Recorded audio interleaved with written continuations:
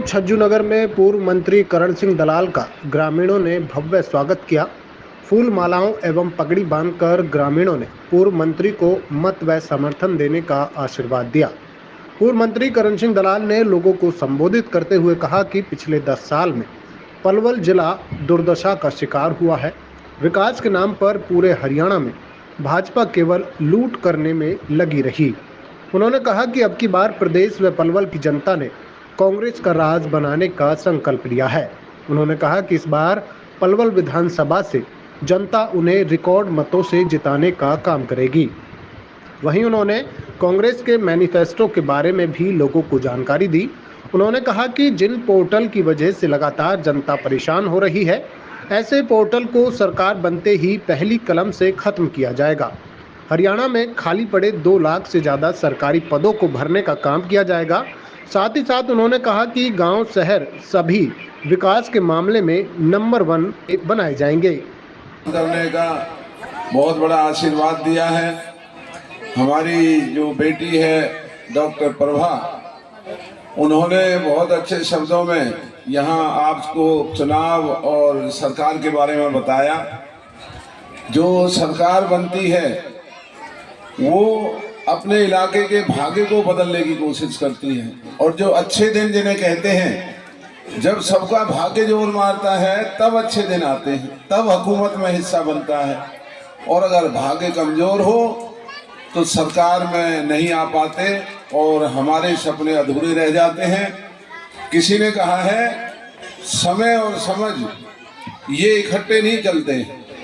जब समय होता है तो समझ नहीं होती, जब समझ आती है तब समय चला जाता है।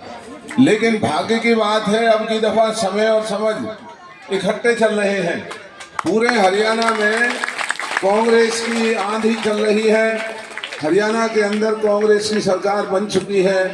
हमें और आपने तो केवल बनी हुई सरकार में शामिल होना है, और शामिल होकर के जो हमारे इलाके के बाल बच्चों के सपने हैं, हमारी बहन बेटियों की जो उम्मीदें हैं, जो गरीब कमेरे वर्ग, किसान, मजदूर, उनके जो सपने हैं उनको साकार करना है। और जैसा चौधरी विजेंद्र सिंह जी बता रहे थे, कितनी तकलीफें हैं हमारे और आपके सामने। कहीं फैमिली आईडी की, कहीं प्रॉपर्टी आईडी की, बुढ़ापा पेंशन, विकलांग पेंशन, विधवा पेंशन, ऑनलाइन दरखास्त मांगते हैं। ऑनलाइन तब शुरू होता है जब पैसे और रिश्वत दी जाती हो, न लाइन ही नहीं चलती, पोर्टल नहीं खुलते।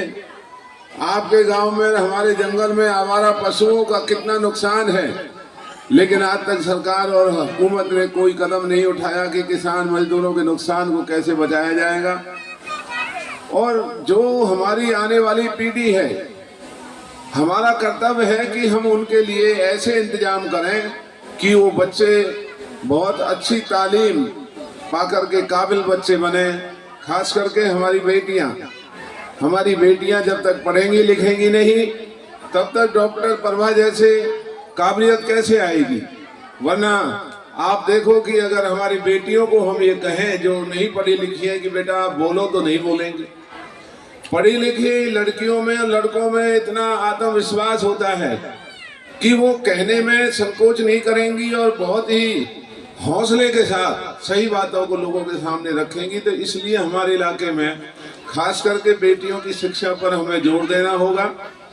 और जो ये सरकार बन रही है, इसका सबसे बड़ा जो लाभ हमें मिलेगा वो मिलेगा कि जैसे हमारी बेटी प्रभा लेक्चरर कॉलेज स्कूल में है, अब कॉलेज में है, तो 2 लाख सरकारी नौकरी खाली हैं।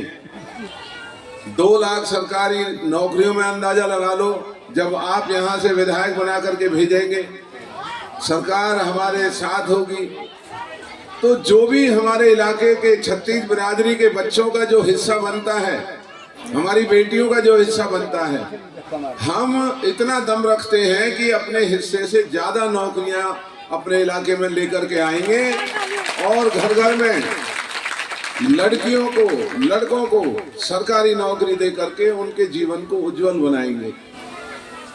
बड़ी बड़ी धरती किसान बैठे हैं इलाके में, लेकिन वो उत्साह और उनके चेहरों पे रौनक नहीं होती जो एक कर्मचारी के घर में होती। तो इसलिए वक्त आ गया है कि हम अपने इलाके में नौकरियां दे करके इस इलाके के बच्चों को, उनके भविष्य को बनाएं। फौज की नौकरियों को बीजेपी ने बंद कर दिया, वरना हमारे बच्चे फौज में भर्ती हो जाया करते थे, इन्होंने फौज की नौकरी बंद कर दी।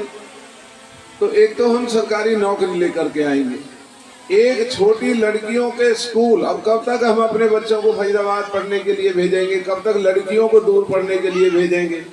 तो अब हमें लड़कियों के लिए पॉलिटेक्निक, इंजीनियरिंग कॉलेजेस अलग से अपने इलाके में बनाने होंगे, लड़कों के लिए बनाने होंगे। फिर इनके कामकाज के लिए आईटी सेक्टर को लाना होगा। यहाँ कामकाज होगा तो हमारे बच्चों को गुड़गांव, फरीदाबाद में जाने की जरूरत नहीं है। मुझे गांव में कई बच्चे मिले बहुत ही काबिल। मैंने भाई कहाँ काम करते हो? कोई कहता है मैं गुड़गांव में हूँ, कोई कहता है मैं फरीदाबाद में हूँ। तो अगर आपकी मेहरबानी रहेगी कि गुड़गांव और नोएडा को, हम पलवल को ही गुड़गांव नोएडा बना सकते हैं, यहाँ सारी सुविधाएं होंगी। लेकिन उसके लिए सरकार की ताकत की जरूरत होती है, और सरकार की ताकत देने वाले आप लोग हैं। तो एक तो हमारा ये सपना है। दूसरा हमारा सपना है, जो महंगाई की मार आज पड़ रही है उससे राहत देने के लिए हमने बुजुर्गों की पेंशन को 6,000 रुपये माहवार देने का फैसला किया है। बुजुर्गों की पेंशन हम देंगे 6,000 रुपये महीना। गांव में ही बंधेगी और गांव में ही बटेगी। अगर घर में हमारे माँ बाप बैठे हैं तो 12,000 रुपये महीना आएगा, तो कुछ तो राहत मिलेगी गरीबी से लड़ने की।